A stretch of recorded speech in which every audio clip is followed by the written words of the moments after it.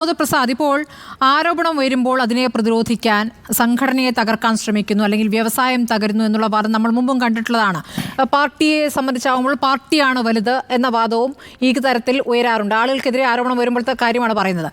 ഇതിപ്പോൾ സ്ത്രീകൾക്ക് മാന്യമായി ജോലി ചെയ്യാനുള്ള സാഹചര്യമില്ല എന്ന വിഷയത്തിലൂന്നിയാണല്ലോ ഇത് ചർച്ച ചെയ്യപ്പെടുന്നത്. അതിൽ സ്ത്രീകളെ ലൈംഗികമായി ചൂഷണം ചെയ്യുന്ന ഒരു വലിയ ശൃംഖല തന്നെ പ്രവർത്തിക്കുന്നു എന്ന വിഷയമാണല്ലോ ചർച്ച ചെയ്യുന്നത്. അപ്പോൾ 47 വർഷമായി ആ മേഖലയിൽ തുടരുന്ന, മേഖലയുടെ തലപ്പത്ത് നിൽക്കുന്ന മഹാനടൻ, അത് AMMA എന്ന സംഘടന, അത് ഒരു ട്രേഡ് യൂണിയൻ സ്വഭാവത്തിലുള്ള സംഘടനയല്ല എന്ന് അദ്ദേഹം പറഞ്ഞു. അങ്ങനെയല്ലാതാകട്ടെ, അമ്മ എന്ന സംഘടന ഒരു ഫാമിലിയാണെന്നാണ് പറയുന്നത്. എങ്കിൽ ഫാമിലി ആണെങ്കിൽ ഫാമിലി, ആ ഫാമിലിയുടെ കാര്യത്തിൽ അദ്ദേഹത്തിനൊന്നും പറയാനില്ലേ?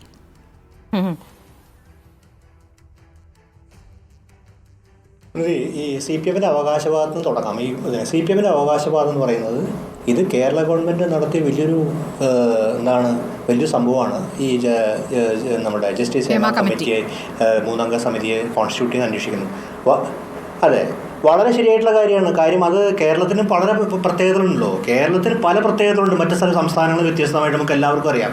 കേരളത്തിൻ്റെ പ്രത്യേകത തന്നെയാണ് പലതും കൊണ്ടും മറ്റ് സ്ഥലങ്ങളൊക്കെ തകർന്നു പോയിട്ട് കമ്മ്യൂണിസ്റ്റ് പാർട്ടി കേരളത്തിൽ നിൽക്കുന്നതും ഒരുപക്ഷെ കേരളത്തിൻ്റെ പ്രത്യേകതയായിരിക്കും. അപ്പോൾ അതുപോലെ തന്നെ നമുക്ക് വളരെ പ്രത്യേകതയുള്ള, അത് നമ്മൾ സ്വയം അവകാശപ്പെടുന്ന പല ആൾക്കാർ നിഷേധിക്കുന്ന കാര്യമാണ്. ആ പ്രത്യേകത അടിസ്ഥാനത്തിൽ കേരളത്തിൽ ഇൻഡസ്ട്രിക്കകത്ത് എങ്ങനെയാണ് ഇതിൻ്റെ ചരിത്രം പലരും വിസ്മരിക്കുന്നുണ്ട്. ഒരു നടി ആക്രമിക്കപ്പെട്ടതിനെ തുടർന്നാണ്, കേട്ടുകളില്ലാത്ത വിധത്തിൽ ആക്രമണത്തെ തുടർന്നാണ് ഈ കമ്മിറ്റി കോൺസ്റ്റിറ്റ്യൂട്ട് ചെയ്യപ്പെടുന്നത്. അതിൻ്റെ ഭാഗമായിട്ട് അന്വേഷണം നടക്കുന്നു. ആ അന്വേഷണം നടക്കുന്നത് വളരെ ഒരിടത്ത് പറയുന്നത് കേരളത്തിൻ്റെ ഒരു അന്തസ്സ് ഉയർത്തുന്ന കാര്യം കൂടി. എത്ര അന്വേഷണം നടക്കുന്നു, വലിയൊരു സംരംഭം, ഇൻഡസ്ട്രിയെ നോക്കാൻ സാധിക്കുന്നു. അങ്ങനെ ഘട്ടത്തിൽ എല്ലാ സ്ഥലത്തും പോലെ ഇൻഡസ്ട്രി ലീഡേഴ്സ് ഒന്ന് പ്രതികരിക്കും. ആ ഇൻഡസ്ട്രിക്ക് നടക്കുന്ന പ്രശ്നങ്ങൾ ഇൻഡസ്ട്രി ലീഡേഴ്സ്, ആ ഇൻഡസ്ട്രി ലീഡറാണ് മോഹൻലാൽ, ഒരു ആക്ടർ മാത്രമല്ല, ഹീസ് എൻ ഇൻഡസ്ട്രി ലീഡർ. ആ ലീഡർ വന്ന് പ്രതികരിക്കുമ്പോൾ വളരെ ദുർബലമായി, അതീവ ദുർബലം എന്ന് പറയുമ്പോൾ, ഞാൻ മോഹൻലാലിനെ കുറിച്ച് നമുക്കെല്ലാം, നിങ്ങളെല്ലാവരും പങ്കിടുന്ന പോലെ തന്നെ അത്ര തന്നെ ആരാധനയും ബഹുമാനവും ഒക്കെ എനിക്കും ഞാനും പങ്കിടുന്നു. നമ്മൾ മോഹൻലാലിനെ കുറിച്ച് ആലോചിക്കും. മോഹൻലാലിൻ്റെ ഒരുപാട് നല്ല മികച്ച സിനിമകളുണ്ട്. ആ മികച്ച സിനിമകളുടെ പ്രത്യേകത എന്ന് വെച്ചിട്ടുണ്ടെങ്കിൽ നല്ല സ്ക്രീൻ പ്ലേയും നല്ല ഡയലോഗും എഴുതിയ സിനിമകളാണ് രഞ്ജിത്തിൻ്റെ സിനിമ ഉൾപ്പെടെ മോഹൻലാൽ വിജയിച്ചിട്ടുള്ളത്. ഇതെനിക്ക് വളരെ poorly scripted, poor screenplay, poor ഡയലോഗായിട്ടാണ് മോഹൻലാൽ പ്രത്യക്ഷപ്പെട്ടത്. തീർച്ചയായിട്ടും ഇങ്ങനൊരു പ്രത്യേക സന്ധി, ഇത് മോഹൻലാൽ മുൻകൂട്ടി ആലോചിച്ചിട്ടായിരിക്കല്ലോ വന്നിട്ടുണ്ടാവും. അല്ലാണ്ട് പെട്ടെന്നൊരു ഇപ്പോൾ നിങ്ങൾ ഭരതമുനിയുടെ നാടക സിദ്ധാന്തത്തെക്കുറിച്ചോ, പോൾ മീയുടെ നാടക സിദ്ധാന്തത്തെക്കുറിച്ചോ, സ്റ്റാനിസ്ലാവ്സ്കിയുടെ സിദ്ധാന്തത്തെക്കുറിച്ചുള്ള ചോദ്യോത്തരങ്ങളൊന്നും അല്ല ഇവിടെ നടന്നത്.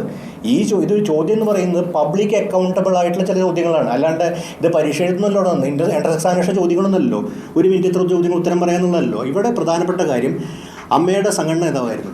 മോഹൻലാൽ പറയാൻ ബാധ്യതപ്പെടുന്നത് എന്തുകൊണ്ട്? മോഹൻലാലിൻ്റെ സംഘടനയിൽ, അമ്മ എന്ന സംഘടനയുടെ സെക്രട്ടറി ബലാത്സംഗ കുറ്റത്തിൽ ചാർജ് ചെയ്യപ്പെട്ടിരിക്കുകയാണ്. അതിന് മുമ്പത്തെ സെക്രട്ടറി ആരോപണ വിധേയനാണ്, അയാൾക്കെതിരെയും കേസ് ചാർജ് ഉണ്ട്. ആ സംഘടനയിൽപ്പെട്ട നടന്മാർ, മുകേഷ് ആരോപണ വിധേയനാണ്, കേസ് ചാർജ് ചെയ്യപ്പെട്ടിരിക്കുക. സ്വാഭാവികമായിട്ടും ഇത് പ്രതികരിക്കാൻ ബാധ്യതയുണ്ട്. ഇവിടെ ഇൻഡസ്ട്രിയെ തകർക്കുന്നുള്ള വാദം, ആരാണ് ഇൻഡസ്ട്രിയെ തകർത്തത്? ഇൻഡസ്ട്രിയെ ആരെയും തകർത്തിട്ടുണ്ടെങ്കിൽ ഈ നടിയെ ആക്രമിച്ച കേസിൽ ആരോപിക്കപ്പെട്ട, ആ നടിയെ ആരോപിക്കപ്പെട്ട വ്യക്തികളാണ് ഇൻഡസ്ട്രി തകർത്തത്. ആരാണ് ഇൻഡസ്ട്രിയെ തകർത്തത്? ഇതിൻ്റെ സ്ത്രീകൾക്ക് അന്തസ്സോടെ ജീവിക്കാൻ പറ്റാത്ത അവരാണ് ഇൻഡസ്ട്രിയെ തകർത്തത്. അതുകൊണ്ടാണ് ഇത് വിവാദമായത്. വിവാദമല്ല ശരിക്കും, നമ്മൾ ഈ കോൺട്രവേഴ്സി വിളിക്കുന്നത് തെറ്റാണ്. കാരണം ഇത് ശരിയായൊരു അന്വേഷണം പുറക്കുന്ന ശരിയായ റിപ്പോർട്ട്, എൻ്റെ വിവാദം വിളിക്കുന്ന വേറെ കാര്യമാണ്. ഇത് പോളിമിക്സോ അല്ലെങ്കിൽ കോൺട്രവേഴ്സി അല്ല, ഒരു റിയൽ ഇഷ്യൂ ആണ്.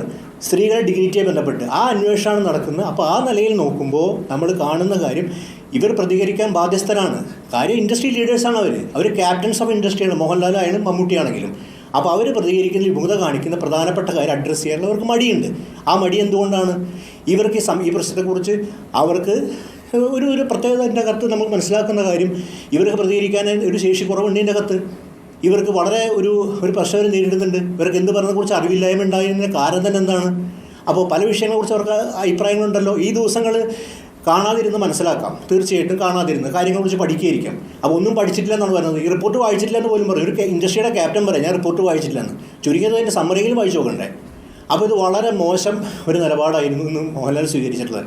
അതുകൊണ്ട് ഇത് സംബന്ധിച്ചുള്ള ഒരു ഇൻഡസ്ട്രിയെ സംബന്ധിച്ചുള്ള പ്രധാനപ്പെട്ട കാര്യം, ഇൻഡസ്ട്രിയെ തകർക്കുക എന്നുള്ള വാദമൊക്കെ അസംബന്ധവും അബദ്ധജടിലവുമാണ്. ഒരു ഇൻഡസ്ട്രി അല്ല. പിന്നെ മാത്രമല്ല, ലോകത്ത് മലയാള സിനിമ ഇന്നലെയും മിനിഞ്ഞാന്നുള്ള അംഗീകാരം കിട്ടി തുടങ്ങിയിട്ടുള്ളത് എത്രയോ വർഷങ്ങൾക്ക് മുമ്പ് തന്നെ അന്താരാഷ്ട്ര അവാർഡുകളും ശ്രദ്ധ കിട്ടിയിട്ടുണ്ട്. OTTക്ക് ശേഷം വേറൊരു ഡയസ്പോറയിലേക്കും വേറൊരു തരത്തിലും പോയ സമയത്ത് അത് വേറൊരു പ്ലേറ്റിൽ സംസാരിക്കേണ്ട കാര്യമാണ്. അത് ഇൻഡസ്ട്രിയുടെ ഒരു മികവിൻ്റെ പ്രശ്നം മാത്രമല്ല, അത് മലയാള സിനിമയ്ക്കുള്ള സവിശേഷ പ്രത്യേകതകൾ കൊണ്ടൊക്കെ ഉണ്ട്. അതും ഇത് തമ്മിൽ യാതൊരു ബന്ധവുമില്ല, ഒരു ബന്ധവും ഇല്ല. ഇതിനെ സിനിമയും മലയാള സിനിമയുടെ അംഗീകാരത്തിന് ഒരു കോട്ടോ സംഭവിക്കാൻ പോകുന്നില്ല. ഇനി നമ്മൾ നടന്മാർക്ക് എന്താ പറയുക, ജഗതിയെ പോലൊരു നടൻ കേരളത്തിൽ അദ്ദേഹം അഭിനയിക്കാതായില്ലേ, അപ്പോൾ അതുകൊണ്ട് ഇൻഡസ്ട്രിക്ക് തന്നെ സംഭവിച്ചു. അതൊന്നുമല്ല. അപ്പോൾ ഇതൊക്കെ ആ വാദങ്ങൾക്കൊന്നും യാതൊരു ഒരു പ്രസക്തിയില്ലാത്ത വാദങ്ങളാണ്. ഇൻഡസ്ട്രി എന്ന് പറയുന്ന സിനിമ എന്ന കലാരൂപം, ഇൻഡസ്ട്രിയേക്കാൾ ഉപരിയായിട്ട് സിനിമ എന്ന കലാരൂപത്തിനാണ് ലോകത്ത് അംഗീകാരം കിട്ടിയിട്ടുള്ളതാണ്, ഇൻഡസ്ട്രിക്കല്ല. ഇൻഡസ്ട്രി എന്ന് പറഞ്ഞ വേറെ സാധനം. ഈ നമ്മുടെ സിനിമ എന്ന കലാരൂപത്തിനാണ് ലോകത്ത് അംഗീകാരം കിട്ടിയിട്ടുള്ളത്. പ്രത്യേകിച്ച് OTT വഴിയൊക്കെ സിനിമയ്ക്ക് കിട്ടുള്ള വലിയ അംഗീകാരം. അപ്പോൾ അതിനുള്ള അംഗീകാരം ഇനിയും കിട്ടും. അത് ഇവരെ ബന്ധപ്പെട്ട് നിൽക്കുന്ന കാര്യം. അതും ഇതും തമ്മിൽ യാതൊരു ബന്ധവുമില്ല. രാഹുലിന് എന്തായാലും ഇതിലൊരു വ്യത്യസ്ത അഭിപ്രായമാകും. വേഗം പറഞ്ഞോളൂ. അല്ല, ഇതിൻ്റെ ഇവരുടെ ടാലൻറ്റും ക്രിയേറ്റിവിറ്റിയൊക്കെ അംഗീകരിക്കുന്നു. പക്ഷേ ഇതൊരു ഇമേജ് ഇൻഡസ്ട്രിയാണ്. ഇവരാരാണ് ഇത്ര വലിയ താരങ്ങളാക്കിയത്? ഇവിടുത്തെ പ്രേക്ഷക സമൂഹം. പ്രേക്ഷക സമൂഹത്തോടുള്ള ഉത്തരവാദിത്തം ആ മറുപടിയിൽ ഉണ്ടായിരുന്നു എന്നുള്ള ചോദ്യം.